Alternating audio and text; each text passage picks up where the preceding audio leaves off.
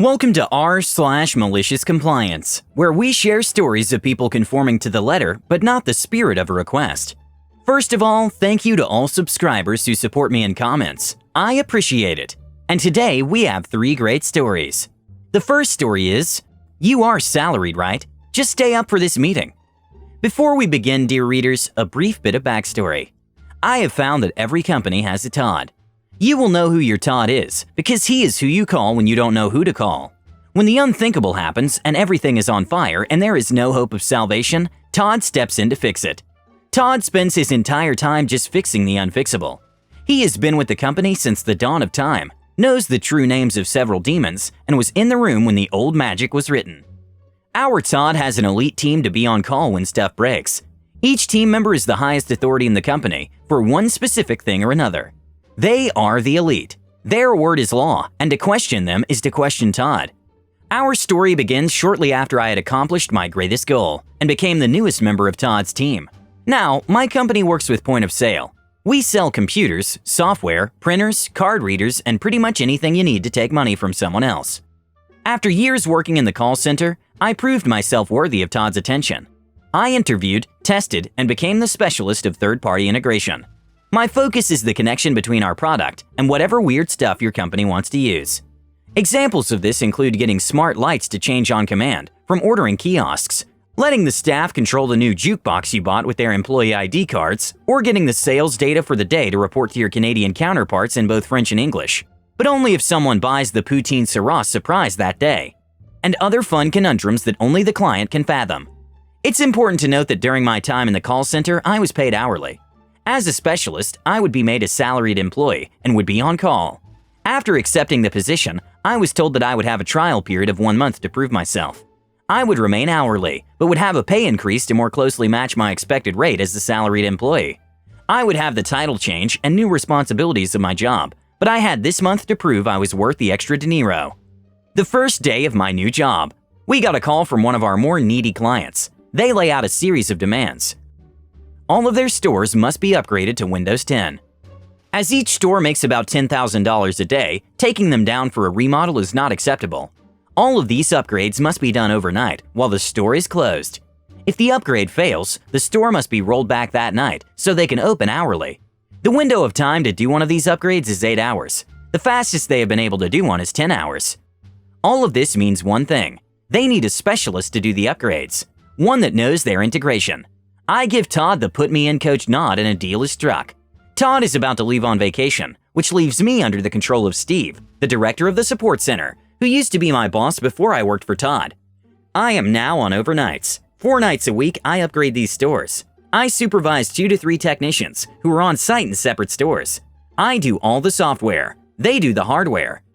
This process is staggered based on time zones, so I generally am pulling 12-hour shifts. The OT is amazing, especially paired with the raise I got. Fast forward a week or two. The initial batch does not go the best. I have a 40% failure rate. This is due to scripts provided to both the client and me by the various third-party companies used by the stores, including their music, food delivery, and credit card processors. Everyone on their side knows who the bad guy is here. Talks are in place and we're moving forward. A meeting between the client and us is scheduled near the end of the week, right in the middle of my off time. As I said, I'm working 12 hours a day. I live a full hour from work, and for security reasons can't do these upgrades outside the office. I have 10 hours to eat, sleep, get up, and eat again before work. Once I get to work, there are no breaks on the upgrade train. No lunch, no stopping. So I get home around 11 a.m. each day. The meeting is set for 4 p.m. I can't get any reasonable sleep, before the meeting or after. Steve demands that I be there to account for my failures. I already have another specialist designed as my proxy for these sort of meetings, because sleep is a thing. I also explain that I'm still hourly, but he won't hear it. He insists that I need to be there to explain why the project is going so poorly, and that my explanation better not just be throwing other people under the bus. He tries to explain that I am salaried and therefore need to be there when the company needs me, especially when I'm the one who's screwing up.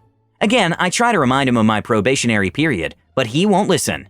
And there, my friends, begins the malicious compliance. I clock in at 10 p.m. the day before the meeting.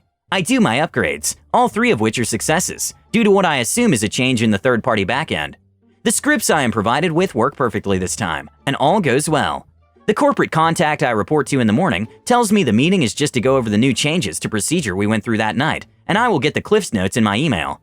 No need to attend the meeting. I thank them and sign out. Then I sit. For 6 hours I twiddle my thumbs, take a lunch break and a car nap, and wait for the meeting. When it's time, I walk upstairs to the top floor and the conference room, where everyone but Steve is shocked to see me. I calmly take my place and wait for the meeting to start, stating that I was asked to be here. The meeting lasts 30 minutes and consists of the new procedure, praise for my diligence, and a quick overview of how the timetable will change because of the past failures. It's noted that my performance has prevented a lot of the sites from failing when they would have otherwise, and the client is pleased with my work.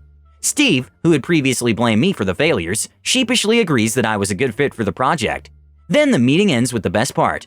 The person giving the talk states that she knows I'm asleep right now, so she will go over the changes with me personally when I get in tonight.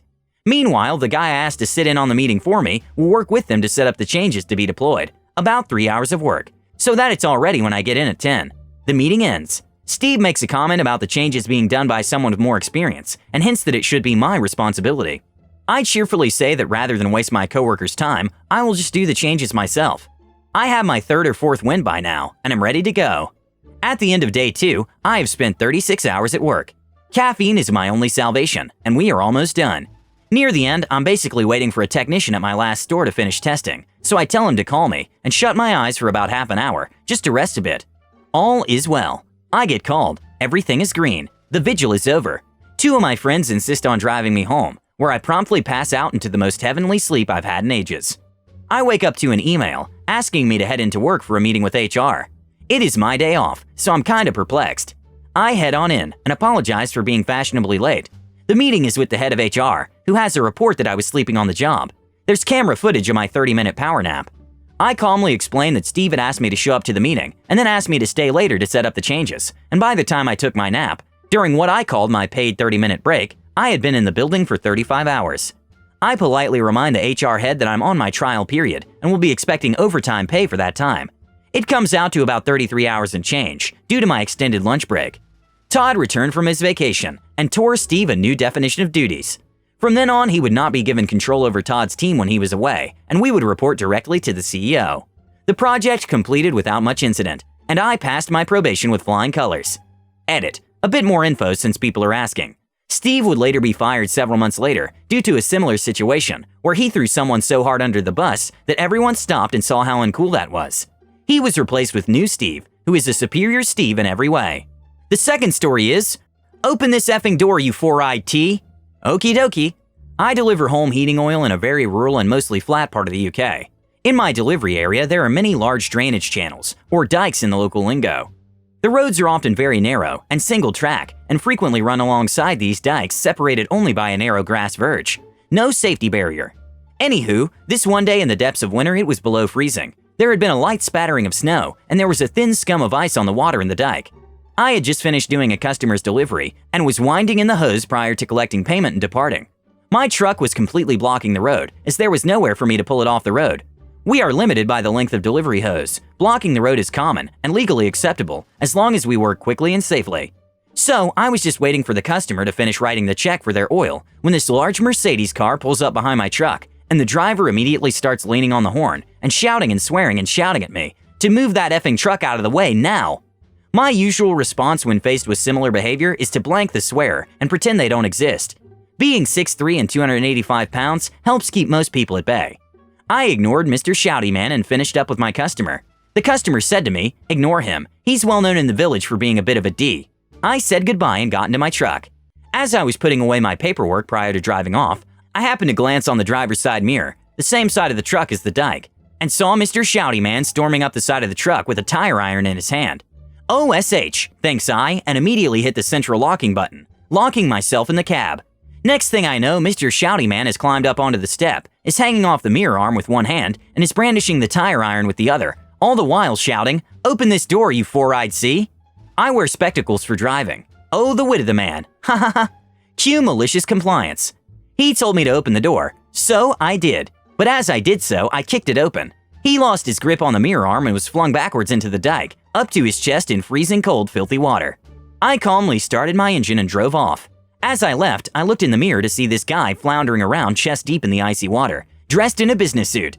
I called the customer who had witnessed everything and happily said that they would give a statement to whoever needed one, confirming I acted in self-defense. Then I made a fairly difficult call to my boss and told him what happened, and he said, "I'll await his call with interest." No bollocking, nothing. When I got back to the yard that evening, I asked my boss what had happened, and apparently no call of complaint was made that day or ever. That is my story. Please be gentle. And the last story is, give the kid whatever he wants? Sure, will do. Working at a country club, being paid almost nothing by hour, but having 10% of the client's bill given to me unless they said they weren't paying it. So despite the absurd workload, I took it.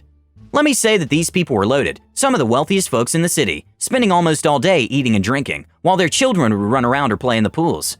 Despite the money, the large majority were nice, really respectful folk, especially the older ones. One fateful sunny Saturday, this man comes with his family. Let's call him Joe. Joe sits down in the same table as a lot of my regular Saturday clients were, a group of older gentlemen who ordered beer after beer and lots of special orders from the kitchen. Me, "Good day, sir. May I take your order?" Joe, "Sure, bring me a Brand X beer and some ice cream for the kid." Joe's kid was a young boy around 9 called Billy, who I had seen around the club but never talked to. Joe's wife was Carmen, who just nodded to the husband's request, and off I went. Over the course of the next hour or so, every time Billy saw me near him, he would just ask me for another ice cream or a soda, etc. Due to the club's rules, I had to go directly to Joe and ask for him to authorize the boy's request. I was only doing my job, and everyone at the table knew that, using my arrival as an excuse to order more drinks. Joe, however, was getting pretty angry, and around the 8th time I arrived to talk, he grabbed me by the arm. "Joe, I'm trying to have a conversation here. What's the deal now?" "Old man, he's just doing his job, Joe. Leave the kid." Me, "Your son wants..." Joe, "Listen, just give him whatever he asks you to get, okay? Just don't bother me again." I look around the table, fuming as Joe let go of me, and see the old man winked at me. Cue malicious compliance. For the rest of the day, whenever the boy asked for anything, I would just give it to him and charge Joe's account. It didn't take long for Billy to realize I wasn't going to his dad, and his requests began to escalate. What started as a simple ice cream was now being portions and more portions of loaded fries, sodas, and probably more sugar than any kid should eat. It was already night when Carmen came to me, asking to close their bill. It was monstrous. Joe tried to argue with me and request for the manager, but the rest of the table reminded him of his demand to me. He was forced by the manager to pay, since there were multiple witnesses to his orders, and Carmen made him upgrade my share to 15% of their bill, as an apology. Needless to say, he never treated me rudely again, and the old guys never let him forget the story. Thank you for watching. Have a good day.